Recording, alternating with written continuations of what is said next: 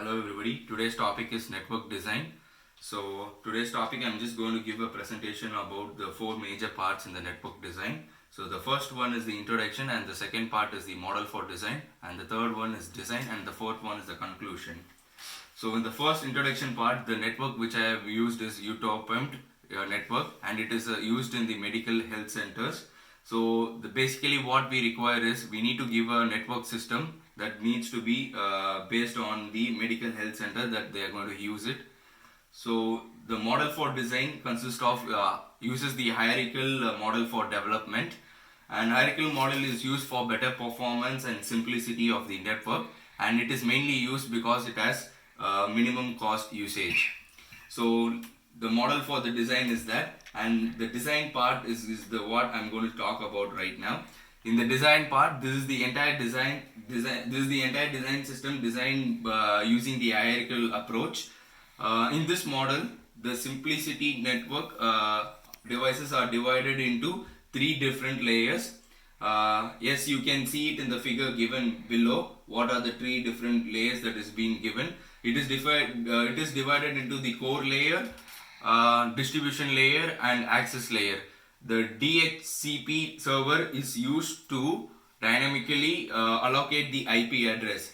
So in the next slide, what we are going to look about is the design part for the model. So in this part, the entire design was designed by me.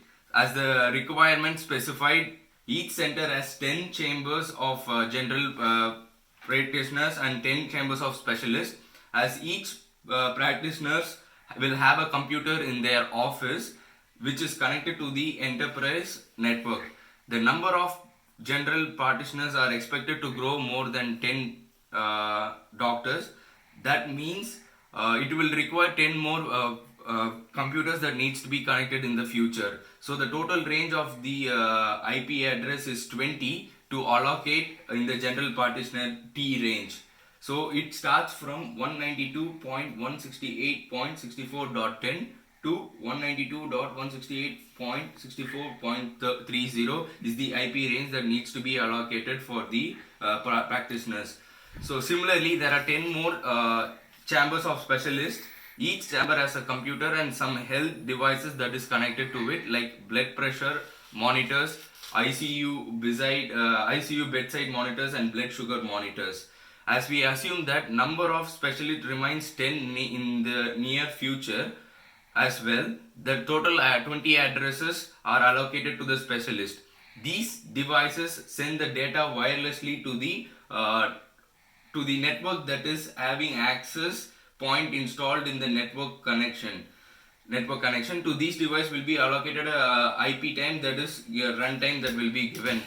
There is a profession for the visitors to get connected to the UTOPMD free Wi-Fi. There is an access point set up for the waiting area for the patients to get connected to the Wi-Fi, the range, in order for them to look into the devices.